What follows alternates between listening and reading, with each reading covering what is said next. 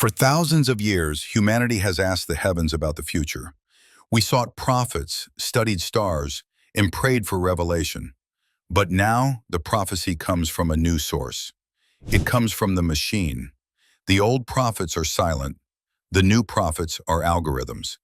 This is the 2075 forecast. What you are about to hear is not speculation. It is not belief. It is the product of the largest demographic dataset in human history, analyzed by artificial intelligence. We fed it fertility rates, migration maps, age structures, and conversion statistics from every nation on Earth. This is what it predicted for the year 2075. And the number one faith on Earth will be Islam. To understand this future, you must understand the most powerful force shaping it, demographics. It is a slow-moving but unstoppable tide. And right now that tide is flowing in one clear direction. The single biggest finding from think tanks like the Pew Research Center and data from the United Nations is this. Sometime around the year 2070, Islam will overtake Christianity to become the world's largest religion. Let's look at the numbers that make this inevitable. The global Muslim population has a median age of just 24 years old. The global Christian population is older, with a median age of 30. This is crucial. But the true engine is the fertility rate.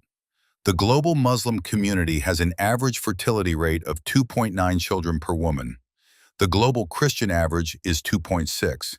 That 0.3 of a child difference is a demographic tsunami in slow motion. This crossover isn't about a wave of mass conversions. It's fundamentally about biology and age. The Muslim population is significantly younger, meaning more people are entering their childbearing years right now. This creates a powerful momentum that is already locked in. By 2075, projections suggest nearly 3.2 billion people will be Muslim, compared to about 3.1 billion Christians. Nearly 1 in every 3 people on the planet will be Muslim. This is the primary, data-driven conclusion. But this is not a story of decline for faith number 2. It is a story of radical, seismic transformation. While Islam grows into the top position by global population share, Christianity will undergo the most profound geographic and cultural shift in its 2 millennia history. The era of a Euro-American-centric Christianity will be completely over. By 2075, the vibrant, beating heart of global Christianity will be in sub-Saharan Africa. Cities like Lagos, Nigeria, Kinshasa in the Democratic Republic of Congo, and Nairobi, Kenya, will be its new theological and cultural capitals. Pew Research projects that by 2050, 40% of all Christians on Earth will live in sub-Saharan Africa, and that trend only accelerates towards 2075. This means the music, the worship styles, the political priorities, and even the interpretations of Scripture that dominate global Christian discourse will be shaped by an African context. It will be a faith defined by explosive growth, youthful energy, and a lived experience vastly different from its historical Western bases. So while it occupies the number 2 spot by a narrow demographic margin, its cultural influence and vitality will be colossal. Now we introduce the variable that traditional demographers never accounted for. The variable that doesn't just change the numbers, but changes the very experience of faith itself. The artificial intelligence spiritual companion. By 2075, the first point of contact for a spiritual question, a moment of doubt, or a search for meaning for billions of people will not be a holy book or a cleric. It will be an AI chatbot. These AIs will be trained on the entire corpus of human spiritual knowledge. Every sacred text, every commentary, every philosophical treatise. They will be multilingual, available 24/7, and infinitely patient. A young woman feeling existential anxiety can ask, AI, what do different religions say about the afterlife? And receive a structured, compassionate summary from 6 different traditions in seconds. A Muslim student can query, explain the concept of zakat or charity in the context of modern global finance and get an answer citing Quranic verses, historical rulings, and modern Islamic economic scholarship.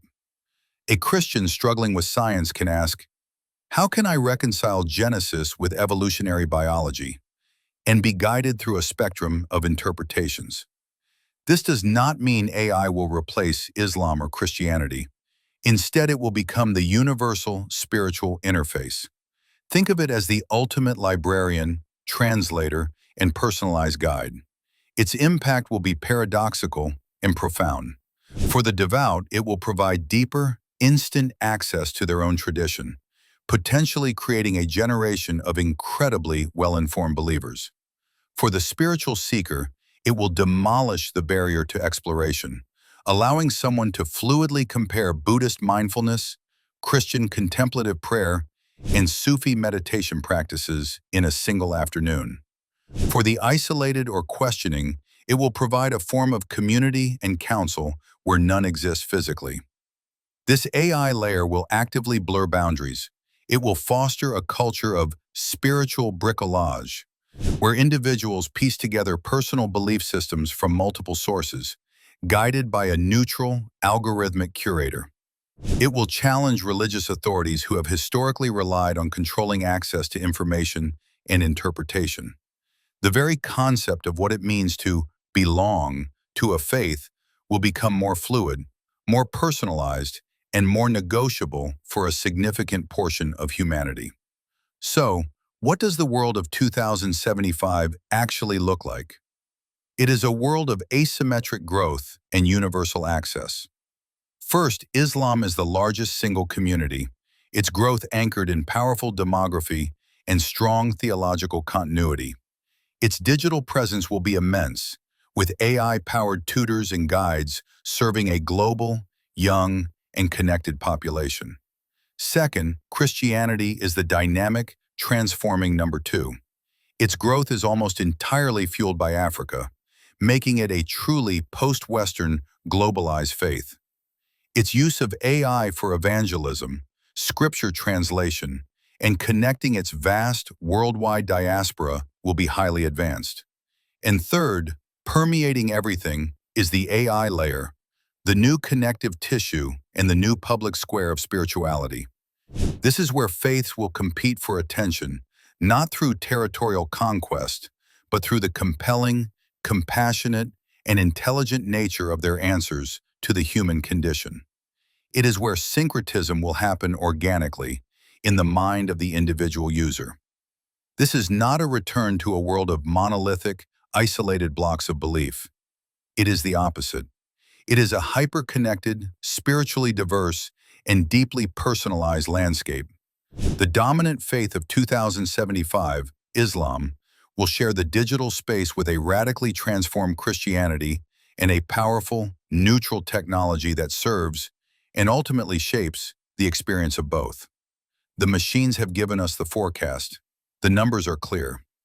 Islam's demographic rise, Christianity's geographic and cultural transformation, and the ascent of the AI spiritual guide are the three undeniable pillars of our future. But data can only map the territory. It cannot walk the path.